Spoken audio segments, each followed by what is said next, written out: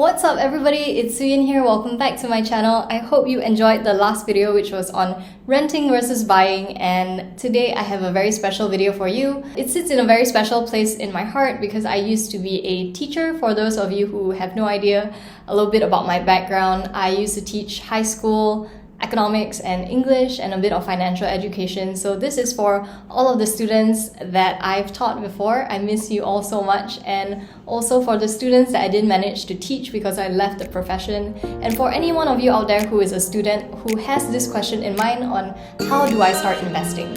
So this is for you, and let's get started.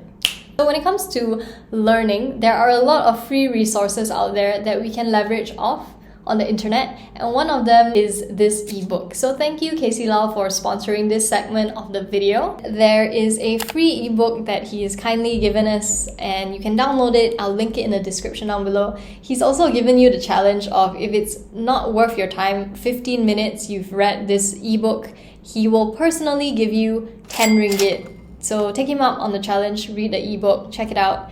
And he actually sent me his full version of this called Money Smart, and this book is available in all major bookstores. I'll link it down below as well. Perfect for anyone who is trying to figure money out and wants to learn the A to Z in the Malaysian context. So yeah, lots of resources out there. It's just for us to suss them out and to figure out what is for us and to find them. Just download the ebook in the link down below. It's free for you. Check it out and you'll see that you'll learn a couple of different money tips along the way.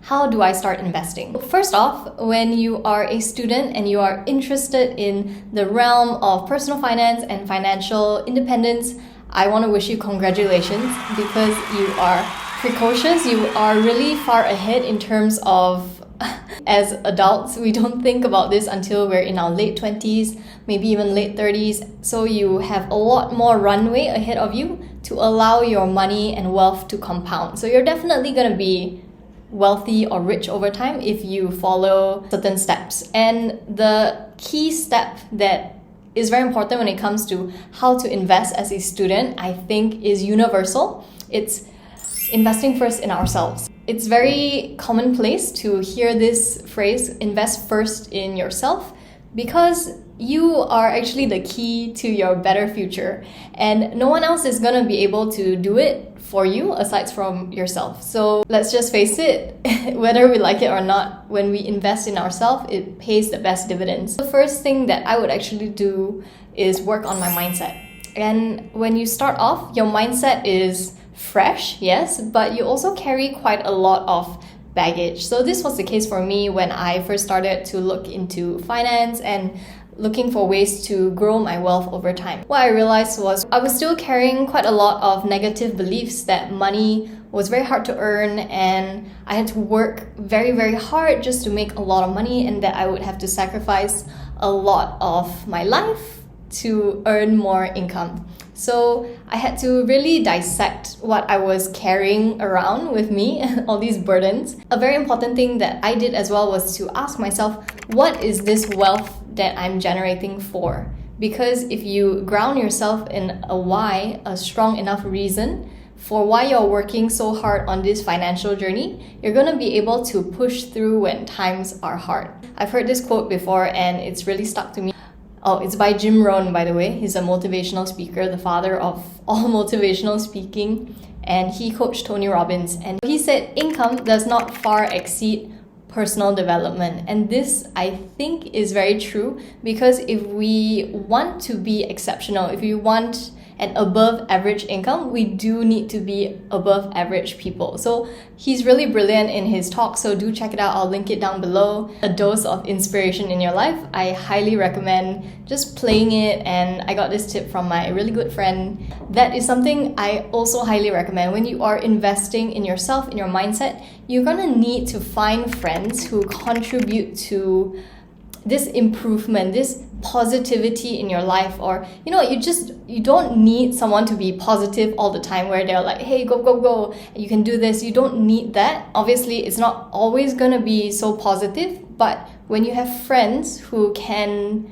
ground you and who can teach you things and you can learn from them and you can teach them things in return, it's always easier, because it always seems like we're the only ones in this race, or we're the only ones in our age group doing this and everybody else is enjoying their life.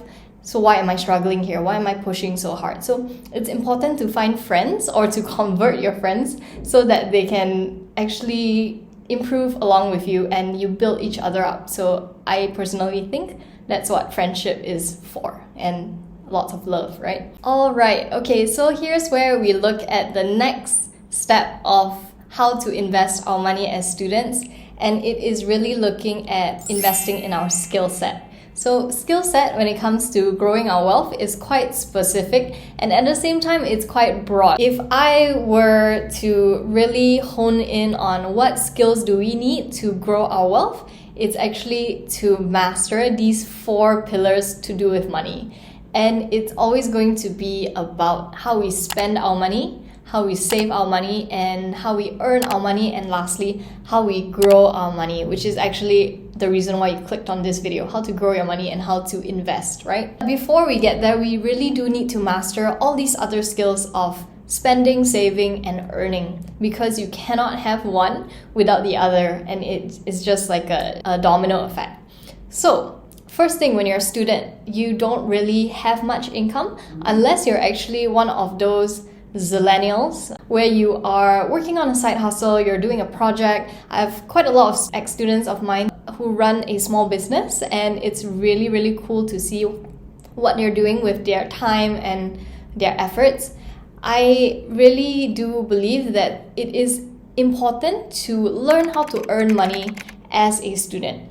It is something that I didn't really get to do as a student because I lived a very sheltered life. I just listened to my parents and said, okay, I'll just be a full-time student. Like, I'll do you proud. I'll get good grades. But now looking back, I think I missed out on a lot of opportunity to grow as a person, one, and also to figure out how to make money earlier. And actually, the third thing there is figure out how to manage my time. Because one of the things that I really struggled with in my early 20s was how to manage time once you start working, because you're so tired after work. You want to see your friends, and if you don't make the effort to see your friends, you're never going to see them because everybody is busy and everybody is tired. It's about making time for people who matter. So those 3 things were quite essential, and I wish that I could have learned it earlier. So I highly recommend, if you are a student, please attempt to learn how to earn money, whether it's through an internship, whether it is testing out, selling a product, selling a service. And what I really want you to take note of is think about what value you're providing for people, because people are really willing to pay for value. And if you don't test it out, you'll just never know. It will be very interesting, a teacher, when you try to earn money.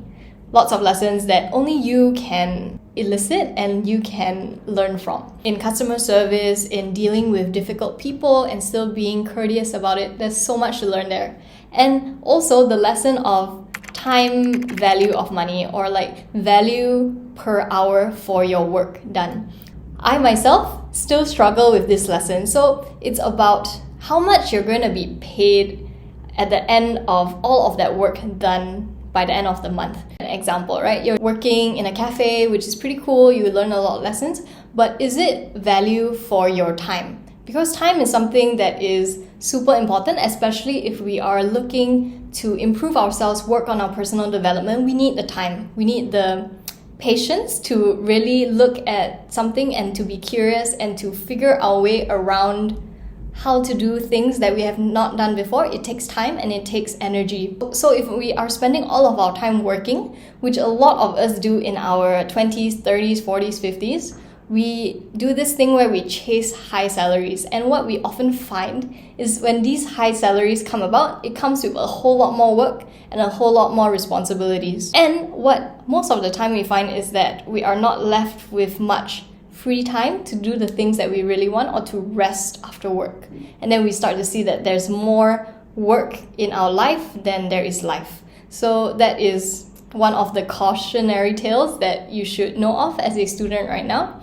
And if you could look for jobs that you could do, if you could look for ways to get a bang for your buck for your time, it is very interesting. So a lot of examples out here are people freelancing and they only spend maybe an hour working on copy, or they spend an hour working on an edit for a video or a logo. Maybe they're tutoring and they get paid maybe 100, 150 per hour. And that is fantastic, because if you do the math and you calculate someone's salary, let's say you're a fresh graduate and you got lucky and someone's paying you 3,500 per month. And if we do the math, let's say you work a 9 to 5 and you work 8-hour days, 5 days a week, that's 40 hours. 40 hours times 4, that's 160 hours per month. And if we do the math of 3,005 divided by 160, you're gonna get the grand old rate of 21 ringgit 87 and 5 cents. So 22 ringgit per hour for working that much for a month versus a different job, a different role maybe, especially if you're a student and you can have that flexibility of taking on different jobs, a little bit of instability in income from month to month. I think that's fantastic if you're going to be able to get a higher rate per hour of your work done. So yeah, do check it out and really do try earning money as a skill and improve that as fast as you can, because it's going to make a big difference with the amount of money you're going to have with you to invest. So now that you have kind of learned how to earn more money and you're working on that skill, you're gonna really do need to look at your spending and savings. And it's not particularly in that order. You can work on spending and savings first before you work on earning your money. I think it's easier that way too. When it comes to spending as a student, I used to spend way more than I could actually afford if I didn't have Father, Mother, Pharma scholarship. So have a look at your spending and tabulate. Go crazy, like try out different things, use an app on your phone to keep track of what you're spending on, see whether it aligns to what you believe in and what you care about, and just do your best to not FOMO or impress people you don't care about with things that you don't really like anyway. And work on a savings strategy. For me, I really like a saving system, and a saving system will really be the best way for us to learn how to invest, because when you're saving money, you're already looking at things like inflation or purchasing power burning, right? And you're gonna look at things like high interest savings accounts or money market funds that enable you to have a space to not grow your money, but to keep it somewhere safe while you learn how to invest your money, how to grow that money. And when you have this savings habit, right, at the tender age in your teens or in your early 20s, you are really going to be paving the way towards your financial freedom. Find a saving system that works for you. I use the bucket system. A lot of people use the 50-30-20 rule. Figure out what those are, and I highly stress it is so important to be curious and to have that skill of self-learning. A lot of my students had the habit of doing this. They would come to me and say, "Teacher, I don't understand." And then I would ask them, "Okay, what don't you understand?" Then they would say, "Everything." And I think that is the easy way out. It is the lazy way out. There is so much power in figuring things out for yourself so that you know what you don't know. Let's just say you don't know what the 50-30-20 rule is. The least you can do is Google it. Google it, have a read, take your time, understand the examples, what people have done, and also try to figure out whether it works for you. It's really important to be able to learn things, especially if you are setting yourself out on this journey of financial independence, financial empowerment. You need that skill set of being able to learn. And if you have this skill set, you can basically do anything you want, because knowledge is so within reach. It's at the tip of our fingers. We have the internet. Anything that we want to learn is written in a book somewhere or on a blog post, in a YouTube video even. And all of these resources are usually free. You can pay for them, yes, but there are still a lot of resources that are free, like this YouTube video that you can share with your friends, and you can like and subscribe so you can always tune in for more content like this. When it comes to free resources, because they're free, it takes time to go through them and to work out what is for you and what isn't for you. And it's just a skill that I highly recommend and that you need to work on in your life. Okay, so now that we've gotten earning money out of the way, saving money out of the way, and spending money out of the way, we come to the final step of growing that money. This is what you clicked this video for, how to invest your money. Growing your money is something that takes a lot of time to figure out how to do. It's about putting in the effort and asking questions if you have done the research and you still don't understand, asking people you know, asking Reddit forums, Laoyat forums. All of these really help actually, and being a curious enough learner, you will find your answers. So about growing wealth, I still highly recommend as a student to cover those foundations of money skills first, even having an emergency fund so you never need to pull out your investments. Very untimely and very unbeneficial thing to do.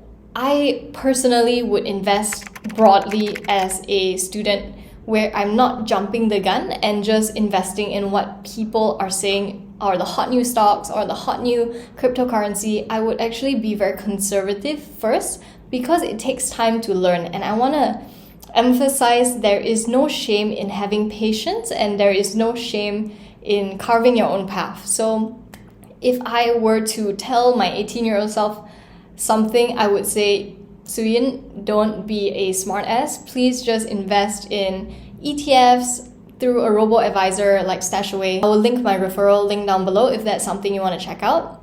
But what the benefit of this is, it's giving me time to learn about the many different asset classes that there are to grow my money. And I think it would just help with not feeling like I am missing this opportunity of using time as my ally to compound my money.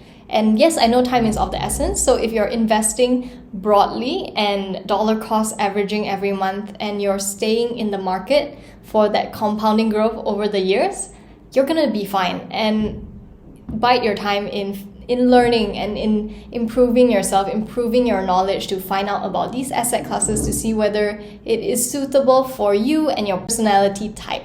Whew, that is a really long video, so I hope it's brought you more clarity in how to go about investing when you are a student. And just to recap, for the benefit of everyone, is we need to invest first in ourselves so that we can grow our mindset and figure out who we are on the inside, why we want to grow wealth. And then when we work on our skill sets, earning money, saving money, spending money, and how to grow that money, we actually will get very, very much closer to financial freedom. And have patience, it takes time, and definitely invest in the relationships of the people you have around you, because life is not meant to be lonely. It's meant to be shared with community and to be enjoyed as well. It's not enough to just chase money. It's important to live life fulfilled and meaningfully, especially with other people as well. So I hope you enjoyed this video,